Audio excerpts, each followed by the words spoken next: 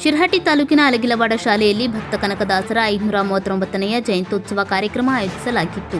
ಕನಕದಾಸರು ಕ್ರಿಸ್ತ ಶಕ 1487ರಲ್ಲಿ ಹಾವೇರಿ ಜಿಲ್ಲೆಯ ಶಿಗ್ಗಾಂವಿ ತಾಲೂಕಿನ ಬಾಡ ಗ್ರಾಮದ ತಂದೆ ಬೀರಪ್ಪ ನಾಯಕ, ತಾಯಿ ಬಚ್ಚಮ್ಮ ದಂಪತಿಗಳ ಮಗನಾಗಿ ಜನಿಸಿದರು.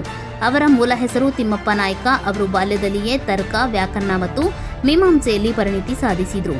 ಯುದ್ಧದಲ್ಲಿ ಗಾಯಗೊಂಡ ನಂತರ ಅವರು ಆಧ್ಯಾತ್ಮಿಕದ ಬಗ್ಗೆ ಬಹಳ ಆಸಕ್ತಿ ಇದ್ದುದರಿಂದ ಇವರು ಭಗವಾನ್ ಹರಿಯನ್ನ ಧ್ಯಾನಿಸಲು ಪ್ರಾರಂಭಿಸಿದರು. ಇದರಿಂದ ಸ್ಫೂರ್ತಿಗೊಂಡು ಕನಕದಾಸರು ಹರಿಯ ಭಜನೆ ಮತ್ತು ಸಾಹಿತ್ಯ ರಚನೆಗೆ ತಮ್ಮನ್ನು ಸಮರ್ಪಿಸಿಕೊಂಡರು. ಕನಕದಾಸರು ಕೀರ್ತನೆಗಳು, ಕಾವ್ಯಗಳು, ಮಹಾಕಾವ್ಯಗಳು ಮತ್ತು ಮುಂಡಿಗೆಗಳನ್ನು ರಚಿಸಿದ್ದಾರೆ. ಕುಲ ಕುಲ ಕುಲವೆಂದು ಹೊಡೆದಾಡುವಿರಿ, ಕುಲದ ನೆಲೆಯನ್ನ ಬಲ್ಲಿರ ಎಂಬಂತಹ ಕೀರ್ತನೆಗಳ ಮೂಲಕ ಜಾತಿ ವ್ಯವಸ್ಥೆಯನ್ನ ಖಂಡಿಸಿದರು. ಕಾಗಿನೆಲೆಯ ಆದಿಕೇಶನ ಪರಮ ಭಕ್ತರಾಗಿದ್ದು, ಕಾಗಿನೆಲೆಯ ಆದಿಕೇಶವ ಎಂಬ ಅಂಕಿತ ನಾಮದಿಂದ ಅವರು ಕೀರ್ತನೆಗಳನ್ನು ರಚಿಸಲಾಗಿತ್ತು. ಇವರು ಮೋಹನ ತರಂಗಿಣಿ, ನಳಚರಿತ್ರೆ, ರಾಮಧಾನ್ಯ ಚರಿತ್ರೆ ಮತ್ತು ಹರಿಭಕ್ತಿ ಸಾರ ಅವರ ಪ್ರಮುಖ ಕಾವ್ಯ ಕೃತಿಗಳನ್ನು ರಚಿಸಿದ್ದಾರೆ. ಕನಕದಾಸರು ಉಡುಪಿ ಶ್ರೀಕೃಷ್ಣ ಮಠದೊಂದಿಗೆ ವಿಶೇಷ ಸಂಬಂಧ ಹೊಂದಿದ್ದು, ಅಂದಿನ ಜಾತಿ ವ್ಯವಸ್ಥೆಯ ಕಾರಣದಿಂದಾಗಿ ದೇವಸ್ಥಾನದ ಒಳಗೆ ಪ್ರವೇಶ ಸಿಗದಿದ್ದಾಗ ಅವರು ದೇವಸ್ಥಾನದ ಹಿಂಭಾಗದಿಂದ ಶ್ರೀಕೃಷ್ಣನ ಧ್ಯಾನಿಸಲು, ಭಜನೆ ಮಾಡಲು ಪ್ರಾರಂಭಿಸಿದರು.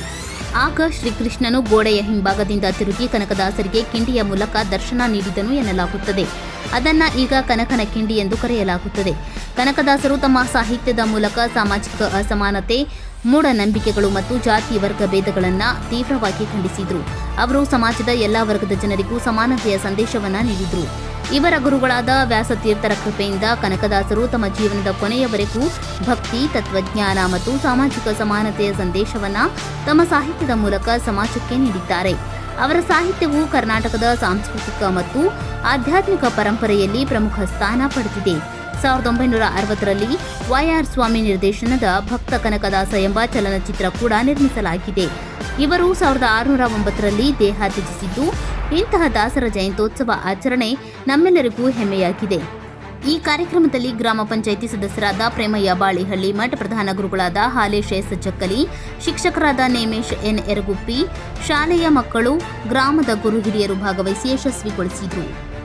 ಮುಸ್ತಾಕ್ ಅಲಿ ಕುದರಿ, ಕರಾಳ ಸತ್ಯ ನ್ಯೂಸ್, ಶಿರಹಟ್ಟಿ.